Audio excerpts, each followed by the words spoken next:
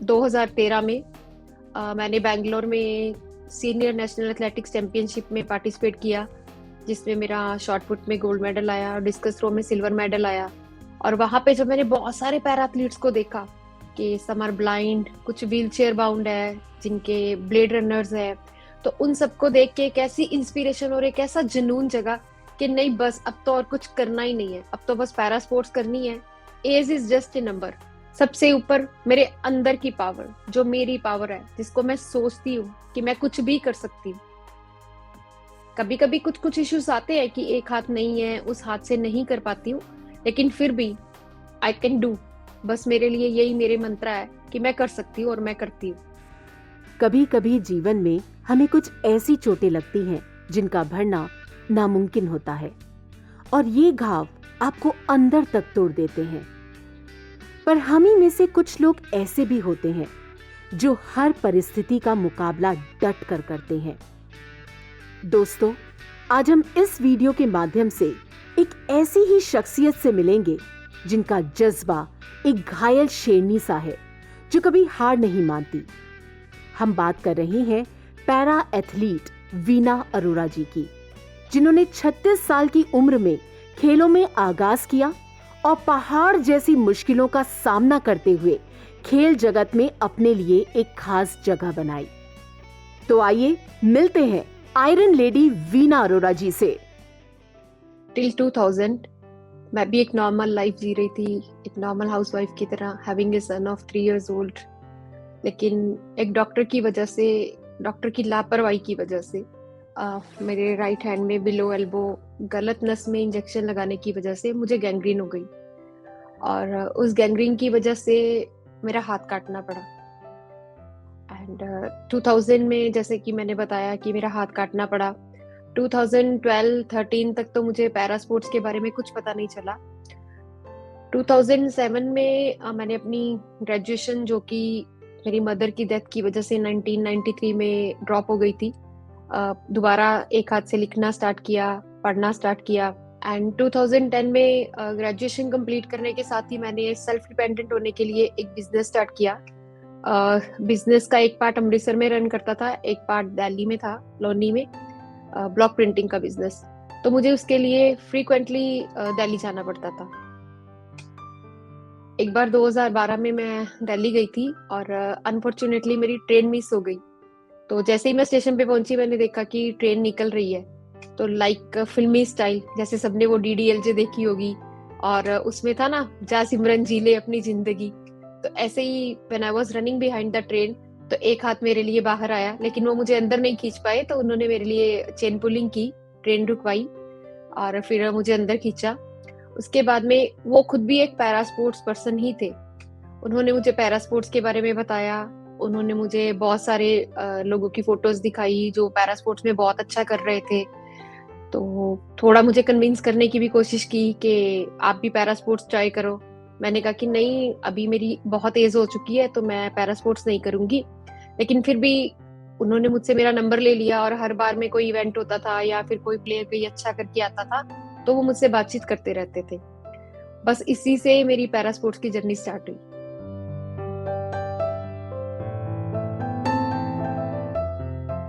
दो 2013 में मैंने बैंगलोर में सीनियर नेशनल एथलेटिक्स चैंपियनशिप में पार्टिसिपेट किया, जिसमें मेरा शॉट पुट में गोल्ड मेडल आया और डिस्कस थ्रो में सिल्वर मेडल आया। और वहां पे जब मैंने बहुत सारे पैरा एथलीट्स को देखा कि सम आर ब्लाइंड, कुछ व्हील चेयर बाउंड है, जिनके ब्लेड रनर्स है, तो उन सबको देख के एक ऐसी इंस्पिरेशन और एक ऐसा जुनून जगा कि नहीं, बस अब तो और कुछ करना ही नहीं है, अब तो बस पैरा स्पोर्ट्स करनी है। Age is just a number. तो breaking all the barriers of age and gender and everything, मैंने बस अपनी उसी टाइम से ठान लिया था कि मुझे अब कुछ करना है। और 2014 में फाजा इंटरनेशनल दुबई में पार्टिसिपेट करने के लिए गई। अनफॉर्चुनेटली मैं 0.6 सेंटीमीटर से क्वालिफाई नहीं कर पाई पैरा एशियन गेम्स के लिए। उसके बाद मैं ट्यूनीशिया गई क्वालिफाई करने के लिए, और फिर मैं इंडिया की तरफ से पैरा एशियन गेम्स में as a discus thrower qualify करके आई। और जो 2014 में पैरा एशियन गेम्स हुई थी, उसका मैं पार्ट थी। There was only total 4 females from athletics and I was one of them. जैसे कि मैंने बताया, 2014 में मैं डिस्कस थ्रो में पार्टिसिपेट करने के लिए गई थी। I ended with 5th rank in discus throw. लेकिन उसके बाद में जैसे कि हमारे जो पैरा के इवेंट्स है वो इंटरनेशनल पैरालंपिक कमेटी रिव्यू करती रहती है, और कोई इवेंट्स कंटिन्यू रहते हैं, कोई इवेंट्स डिसकंटिन्यू हो जाते हैं। तो नेक्स्ट मेरा कोई स्कोप नहीं था एज ए डिस्कस थ्रो, और अगली पैरा एशियन गेम्स में या पैरालंपिक्स में कहीं पे भी डिस्कस थ्रो का इवेंट नहीं था। सो मुझे लेकिन कुछ, जैसे कि मैंने बताया कि ठान लिया था अब कुछ करना ही करना है। तो फिर 2015 में नेशनल खेली, 2016 में भी सीनियर एथलेटिक्स नेशनल चैंपियनशिप खेली, लेकिन तब भी कुछ सेटिस्फेक्शन नहीं हो रही थी कि जैसे कुछ कर नहीं पा रही। 2016 में मुझे किसी ने कांटेक्ट किया कि ऐसे एक नया गेम है पैरा ताइक्वांडो, और वो डेब्यू भी करेगा 2020 पैरालंपिक्स में, 2020 सेकंड की पैरा एशियन गेम्स में, and your physique and body is fit for para taekwondo.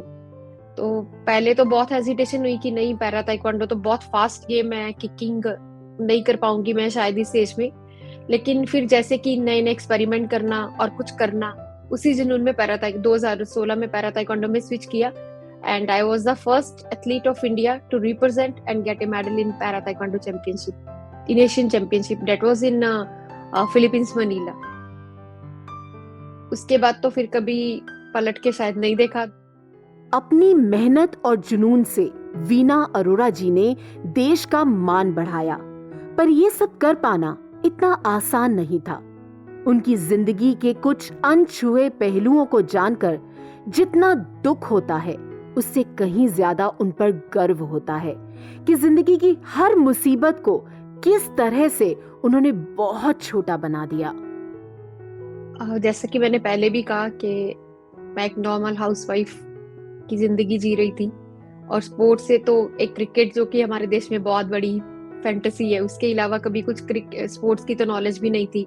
मैंने कभी सोचा ही नहीं था स्पोर्ट्स के बारे में। और जब मेरे 2000 में ये इंजेक्शन हुआ और मेरे साथ ये मिसहैपनिंग हुई एम्पुटेशन के बाद में, टोटली सब कुछ चेंज हो गया था मेरे लिए। मैंने कभी नहीं सोचा था मैं स्पोर्ट्स में जाऊंगी, मैं कुछ अच्छा कर सकती हूँ।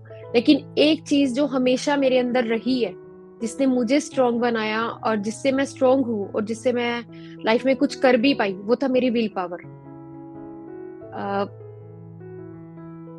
मेरे हस्बैंड, मुझे जब मैं हॉस्पिटलाइज थी तो he left me alone in the hospital. मेरे मदर भी नहीं थे, मेरी केयर करने वाला भी कोई नहीं था। My father supported me. और उस टाइम पे ना शायद, as I told, maybe I have not told, I belong to Amritsar. So north में बहुत कड़ाके की सर्दी पड़ती है दिसंबर में, और उस बार पहले दिन ऐसा हुआ था कि 18 से 20 दिन के लिए बिल्कुल सनशाइन नहीं थी, और बहुत सर्दी थी, बहुत ज्यादा सर्दी थी उन दिनों में, जिस दिनों में मेरे साथ ये हादसा हुआ। हॉस्पिटल में रहना बहुत टेरिबल था, बहुत बुरे बुरे ख्याल भी आते थे। लेकिन कभी अपने बेटे को देख के और कभी ये सोच के कि मैं नॉर्मल पर्सन्स में नहीं हूँ, कि मैं कुछ गलत सोचूं या मैं कुछ ऐसा सोचूं, कि जो हुआ है लाइफ में मुझे इससे आगे बढ़ के अब सोचना है और आगे बढ़ के कुछ करना है। और मेरी विल पावर हमेशा से बहुत स्ट्रॉन्ग रही है। 2-3 साल तो मुझे बहुत मुश्किल आई, क्योंकि मैं हमेशा राइट हैंड यूज करती थी, फिर लेफ्ट हैंड से चम्मच पकड़ना, कुछ खा पाना, वो मेरे लिए शायद 2 साल तक भी पॉसिबल नहीं हो पाया था। लेकिन अब सब कुछ सही है। फिर मैंने एक ही हाथ से लिखना भी सीखा। उसी से मैंने बताया कि मैंने अपनी दोबारा स्टडी स्टार्ट की। मैंने बीए की है, 2007 में स्टार्ट की थी, 2010 में। लेकिन 2007 में भी मेरे साथ कुछ ऐसा हुआ कि जब नेक्स्ट डे मेरा एग्जाम था, फर्स्ट एग्जाम था फर्स्ट ईयर का, तो 1 डे बिफोर मेरे हस्बैंड की डेथ हो गई। ऑल्दो वो मेरे साथ नहीं थे, लेकिन फिर भी मुझे अपनी पत्नी का फर्ज भी निभाना था, अब मेरे बेटे को भी लेके जाना था। सो हम लोग वहां पे गए, पूरा दिन वहां पे रहे। अगले दिन फिर से ऐसा लग रहा था कि फिर से एक सपना टूट रहा है, मैं एग्जाम नहीं दे पाऊंगी। लेकिन मैं एग्जाम देने के लिए गई, एग्जाम में अपेयर भी हुई, और मैंने अपना साल ड्रॉप नहीं होने दिया। बहुत सारा कुछ सहा है लाइफ में मैंने। I was a single mother, my family, my parents, मेरे ब्रदर्स, उन सब ने मुझे लाइफ में हमेशा हर तरह से सपोर्ट किया है, और उन्हीं के चलते मैं कुछ हूँ और कुछ बन पाई हूँ। और अपने बेटे को, मेरा बेटा सीनियर सॉफ्टवेयर इंजीनियर है, he is working in Twitter. So अपने खुद भी मुकाम हासिल कर पाई हूँ और अपने बेटे को भी काबिल बना पाई हूँ। सबसे ऊपर मेरे अंदर की पावर, जो मेरी पावर है, जिसको मैं सोचती हूँ कि मैं कुछ भी कर सकती हूँ, कभी कभी कुछ कुछ इश्यूज आते हैं कि एक हाथ नहीं है, उस हाथ से नहीं कर पाती हूँ, लेकिन फिर भी आई कैन डू। बस मेरे लिए यही मेरे मंत्र है कि मैं कर सकती हूँ और मैं करती हूँ।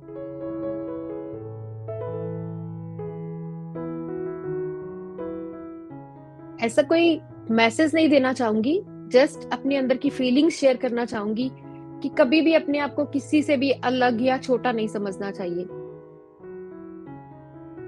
इट्स ट्रू कि डिसेबिलिटी है जो है वो है, लेकिन ऐसा नहीं है कि हम कुछ नहीं कर सकते। Just believe in your self, you can do everything. अपने आप में विश्वास रखो और सब कुछ करना कर सकते हैं और करने की कोशिश करो। हमेशा लाइफ में पॉजिटिव रहो और हमेशा एक मेरा एक्चुअली मैं एक थोड़ी सी बात शेयर करना चाहूंगी। जब 2012 में मैंने पहली बार 2012-13 की बात है, जब मैंने पहली बार ये अपने पापा को बोला कि मुझे पैरा स्पोर्ट्स करनी है, तो मेरे पापा बोलते हैं नहीं ये कोई स्पोर्ट्स करने की एज है। तो मैंने बोला नहीं, मैंने कुछ करना है और कुछ बड़ा करना है, इंटरनेशनल लेवल्स पे करना है। तो मेरे पापा ने ही मुझे बोला था कि ठीक है, अगर तुम्हारा सपना है, तुम्हें लगता है कि तुम इसको पूरा कर सकती हो, तो तुम अपना ट्राई कर सकती हो। सो मेरा एक मोटिव रहा है, मैं बच्चों को भी हमेशा ये बोलती हूँ, हमेशा लाइफ में एक सपना रखो। कुछ लोग बोलते हैं सपने नहीं देखने चाहिए, मैं बोलती हूँ सपने देखो, तभी तुम उनको पूरा करने के लिए एफर्ट्स करोगे, तभी उनके पीछे भागोगे, और सपने ही पूरे होते हैं। जो सपने देखेगा नहीं वो उनको पूरे कैसे करेगा। मैंने बहुत सपने देखे और स्टेप बाय स्टेप मेरे सारे सपने पूरे हो रहे हैं।